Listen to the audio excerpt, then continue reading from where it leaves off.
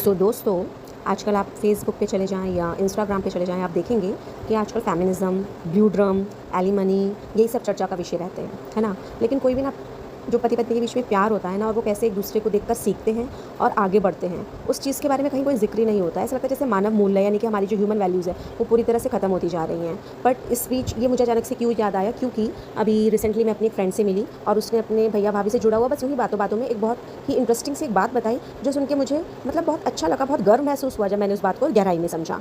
अब क्योंकि वो मेरी फ्रेंड है, तो उसके भैया काफ़ी बड़े थे हमसे, तो वो भैया-भाभी को मैं जानती हूँ अच्छे से और मैंने उनको काफ़ी ऐसे ऑब्ज़र्व किया हुआ है, तो मैं अपनी फ्रेंड ने जो मुझे स्टोरी सुनाई, उससे मैं अंडरस्टैंड कर पाई, उसको मैं रिलेट कर पाई। तो मेरी फ्रेंड ने क्या बताया कि जब उसके भैया एक्चुअली बहुत मेहनती थे और बहुत ही एम्बिशियस भी थे और एट द सेम टाइम वो बहुत डाउन टू अर्थ भी थे। तो उनकी शादी हुई थी, तो उन्होंने सारी ज़िम्मेदारी भाभी को दी हुई थी कि उनके कुछ भी कपड़े लाएँ। तो पहले भाभी लोकल मार्केट से जाके भैया के लिए कपड़े लाती थी, पैंट, शर्ट्स एंड एवरीथिंग। फिर धीरे-धीरे जैसे भैया आगे बढ़ते गए, उनका रुतबा बढ़ता गया, तो भैया को लगने लगा कि ये कपड़े कम पड़ रहे हैं। तो उन्होंने भाभी को बोला कि नहीं, मुझे अब ये ऐसे कपड़े पसंद नहीं आते। तो भाभी बोली, क्यों, क्या प्रॉब्लम है इन कपड़ों में? अच्छे खासे तो हैं। तो फिर भैया ने बोला कि नहीं, अब से कपड़े मैं अपने खुद खरीदूँगा। और उस बात पर उनकी हल्की बहुत तना-तनी हुई, लेकिन भाभी ने बोला ठीक है, अब आगे से आप अपने लिए खुद ही कपड़े खरीद लेना। तो फिर भैया ने अपने लिए ना ब्रांडेड कपड़े खरीदने शुरू किए या अच्छे शोरूम से अच्छी क्वालिटी के कपड़े खरीदने शुरू किए। और ये जब बात मेरी फ्रेंड ने बताई तो मैं रिलेट कर पाई कि हाँ, सडन एक चेंज तो आया था भैया के, जो टोटल अटायर हुआ करते थे, जो कपड़े हुआ करते थे वो पहनते थे, उसमें चेंज हमने ऑब्जर्व किया था और अच्छा चेंज था, क्योंकि भैया बहुत गुड लुकिंग थे, तो उन पे वो बहुत अच्छा लगता था। तो उससे क्या हुआ कि अब इस बात से क्या सीख मिलती है कि भैया भाभी ने जो है वो भाभी जो है वो मतलब भाभी को दबाया गया, भाभी की बात नहीं मानी गई, या कोई पक्ष इस बात को ऐसे देखा गया कि नहीं, इतने सालों से भाभी भैया को दबा रही थी, ऐसे कपड़े लाकर वैसे कपड़े लाकर। पर कहानी सिर्फ एक ही चीज़ की नहीं होती है ना, आपको देखना पड़ेगा कि भाभी जो थी ना, वो घर को कैसे संभाल के रखती थी। वो हमेशा इंश्योर करती थी कि भैया जब सुबह जाएँ तो अच्छे से खाना खाकर जाएँ, फ्रूट काट के देती थी, प्रॉपर उनको खाना बनाकर देती थी, फिर दोपहर के लिए तैयारी करती थी और दोपहर इस बीच वो अपने बच्चों को भी देखती थी, फिर अपने घर को भी खुद ही करती थी, कोई मेड वेड नहीं थी, सब काम खुद करती थी। और उसके बावजूद भी उनका घर वेरी वेल मेंटेन था और भाभी भी बहुत सुंदर और अच्छे से सवर के रहती थी। तो ये एक बहुत बड़ी बात है। और इस बीच देखिए, इस बीच वो लोकल मार्केट से जाके जब जब ज़रूरत हो रही है अपने पति के लिए कपड़े भी ला रही हैं, अपने लिए भी कपड़े ला रही हैं, अपने बच्चों के लिए भी कपड़े ला रही है लोकल मार्केट से, क्योंकि मनी सेविंग भी एक चीज़ होती है, तो वो भी उन्हें करना था। लेकिन इसमें जो दूसरा बहुत इंपॉर्टेंट पक्ष फिर मेरी फ्रेंड ने बताया वो ये कि फिर भाभी भी ये देख कर के भैया ने अपना जो कपड़े पहनने का तरीका चेंज कर लिया है ना, भाभी ने भी अपने कपड़े पहनने का, अपने कपड़े लाने की जो मार्केट्स है वो चेंज कर ली और थोड़े समय में उनका भी वार्डरोब पूरा चेंज हो गया। सेम यानी कि जो अटायर्स तो वहाँ पर लेडीज़ सूट्स या साड़ीज़ यही सब पहनती हैं, पर जो भी था उसका क्वालिटी एकदम से ना ऊपर हो गया। तो इसमें क्या है, ये पति पत्नी जब साथ में चलते हैं ना, तो ईगो कम रखे। वो उस बात पर बहुत बड़ी लड़ाई कर सकते थे, बहुत कुछ हो सकता था, बट ऐसा नहीं हुआ। दोनों ने एक दूसरे से सीखा।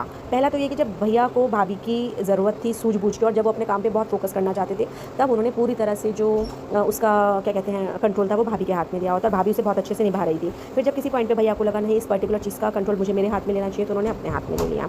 लेकिन उसके बाद जब उन्होंने उसे अपने हाथ में ले लिया, तो उसके बाद भाभी ने उनसे बैर नहीं रखा। उन्होंने भी उनसे सीखा कि क्योंकि इनका रुतबा बढ़ रहा है तो मेरा भी रुतबा बढ़ रहा है, तो उन्होंने भी अपना वार्डरोब चेंज किया। तो इससे पता चलता है कि पति पत्नी जो है ना, एक दूसरे के कॉम्प्लीमेंट्री होते हैं, मतलब वो एक दूसरे को पूरक बनाते हैं, पूरे होते हैं और उन्हें एक दूसरे से हमेशा सीखते रहना चाहिए और आगे बढ़ते रहना चाहिए, ना कि लड़ झगड़ के रिश्तों की ऐसी की तैसी कर देनी चाहिए, जो कि आजकल मर्डर्स होते रहते हैं। तो दोनों ही अपनी अपनी, और आज वो दोनों पति पत्नी बहुत ही अच्छी पोजीशन में मतलब दोनों ही बिजनेस कर रहे हैं। आप इमेजिन कर सकते हैं, दोनों ही बिजनेस कर रहे हैं। भाभी का भी अपना काम है, वो बहुत सफल है कपड़ों के ही व्यापार में, और भैया जो है बहुत बड़े बिल्डर बन चुके हैं। तो कहने का अर्थ ये है कि पति पत्नी का जो रिश्ता होता है ना, वो ऐसा नहीं होता है कि हमेशा मतलब आप काउंट नहीं कर सकते, कभी ये दो है तो कभी वो चार है। इसलिए एक बहुत इंपॉर्टेंट पक्ष मैं बताती हूँ कि जब भैया बहुत मसरूफ़ रहते थे ना स्टार्टिंग में, कभी भाभी से उन्होंने ये नहीं पूछा पैसे देने के बाद कि उन्होंने वो पैसा कहाँ खर्च किया, कैसे खर्च किया, क्योंकि उनको पूरा विश्वास था उन पर। घर की पूरी जिम्मेदारी अगर दी थी ना, तो पूरा कंट्रोल भी भाभी के हाथ में दिया था। तो जब कंट्रोल और रिस्पेक्ट सब मिल जाता है ना, तो किसी महिला को बुरा नहीं लगता। अब आप चाहते हैं कि आप पैसे तो गिन चुन कर दें अपनी वाइफ को, लेकिन हिसाब आके आप पूरा लें कि कहाँ क्या खर्च हुआ, लेकिन फिर आप चाहते हैं सारे कार्य भी वो करे, तो ये तो मेड जैसे रखते हैं ना हम लोग, वैसा हो जाता है।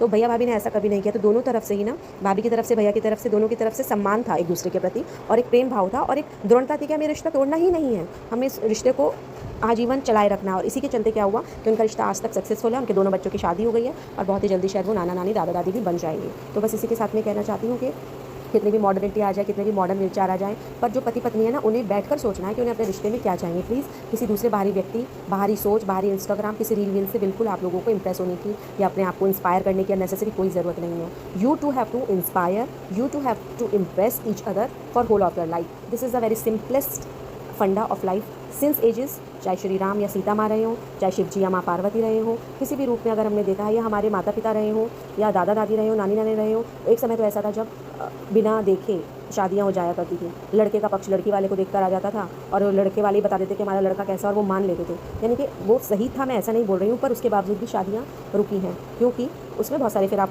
पॉइंट्स ले आएंगे, क्योंकि तब महिलाएं पढ़ी लिखी नहीं थी और पुरुषों पे बहुत जिम्मेदार थी। वो ठीक है, पैट्रियार्की जो भी चल रहा है that is okay, but still तो कहने का अर्थ ये है कि शादी जो है ना वो दो जिन बहुत ही पर्सनल मैटर है, दो लोगों के बीच का है, तो इसमें third person, third value, third view, किसी भी थर्ड चीज़ की वजह से वो ख़राब नहीं करना चाहिए।